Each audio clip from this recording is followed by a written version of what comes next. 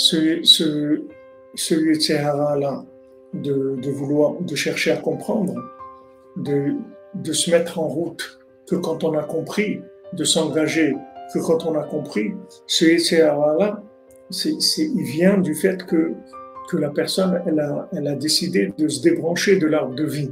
Parce que si quelqu'un est branché sur l'arbre de vie, il n'a pas besoin de comprendre. Il vit les choses. Il vit les choses, il n'a pas besoin de les comprendre. Il les vit, il n'y a pas une plus grande compréhension que de vivre la chose. Vous voyez, quand on a affaire à quelqu'un d'expérimenté, on va toujours choisir quelqu'un d'expérimenté en premier lieu par rapport à quelqu'un qui est en théorie, qui est très, très développé, c'est-à-dire qui sait beaucoup de choses. On va choisir plutôt quelqu'un qui est expérimenté, parce que celui qui est expérimenté, il vit les choses. Donc comme il vit les choses, il y a beaucoup d'erreurs déjà qui vont être réglées. Il y a beaucoup de conseils, il y a beaucoup de combines, de choses qu'il a appris sur le terrain. Donc l'expérience, comme ils nous disent nos sages, En chacham kebal nisayon. Il n'y a pas un plus grand sage que celui qui a de l'expérience. La plus grande sagesse qui existe, c'est l'expérience, c'est le vécu. Quelqu'un qui a vécu quelque chose, c'est quelqu'un qui sait le plus parce qu'il a vécu la chose. Alors que celui qui a appris dans des livres, il a appris dans des livres, mais il peut être complètement à l'ouest par rapport au vécu. C'est-à-dire qu'il peut ne pas avoir du tout d'idée comment on vit cette connaissance. À quoi elle sert cette connaissance, comment elle s'applique, à quel moment, comment, quelle est la dose, il ne sait rien du tout. C'est pour ça que la halakha nous dit que quelqu'un, même s'il a étudié toute la Torah, mais s'il n'a pas été méchamesh un rave, c'est-à-dire s'il n'a pas vécu avec un rave, s'il n'a pas expérimenté sa connaissance de Torah dans le vécu avec un rave, alors c'est un amaret, c'est quelqu'un qui ne sait rien du tout. Et c'est un danger public, c'est-à-dire que c'est quelqu'un de dangereux, quelqu'un qui vit, qui fait des applications de ses idées, c'est quelqu'un de dangereux.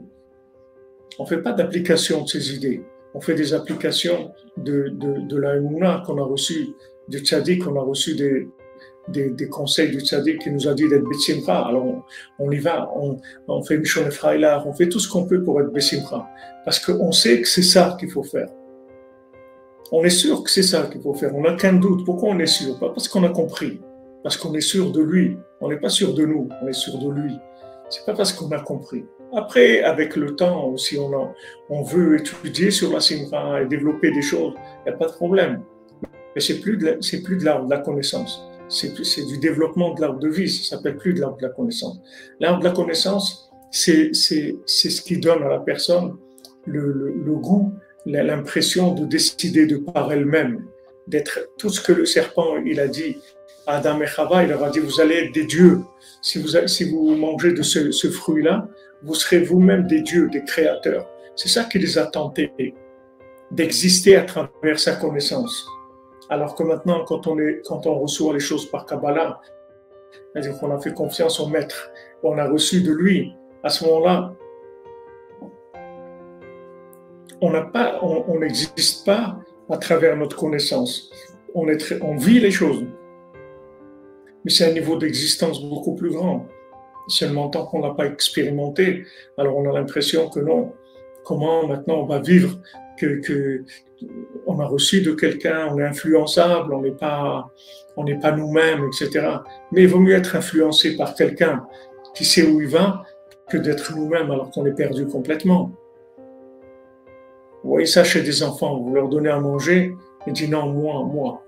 Il dit attends, je vais te donner, non, moi. Il ne sait pas tenir une fourchette, mais moi, je veux prendre moi. Enfin, bon, il prend la fourchette, il met tout par terre, il se salit, etc. Mais moi. Le principal, c'est moi. Et tout. Non, c'est moi qui mange. Non, je ne veux pas qu'on me donne à manger, c'est moi. Cette attitude-là, c'est ce qu'on trouve chez la plupart des gens qui ne sont pas des enfants, sont des adultes. Non, c'est moi. Je veux comprendre. C'est moi qui décide. Non, moi je me laisse pas diriger, que c'est moi qui décide. Ma vie, c'est elle à moi, c'est moi qui décide ma vie. Ça, on le trouve souvent chez des gens. Alors que c'est une attitude d'idiot, c'est même une attitude suicidaire. Qu'est-ce que tu sais? Qu'est-ce que tu sais pour décider? Tu sais pas de combien de vies tu as eu avant, tu sais pas où tu vas, tu sais pas qui tu es, tu connais rien du monde, tu sais rien du tout. Qu'est-ce que ça veut dire? Non, c'est moi, je vais décider moi. Décider quoi? Après, les gens, ils viennent pleurer. Ils viennent pleurer que ça marche pas, qu'ils ont des problèmes, qu'il y a des trucs. À qui tu as demandé avant? Comme disait, comme disaient les Bresleviens, quand quelqu'un venait se plaindre sur ça, il dit, à qui tu as demandé avant de faire ça?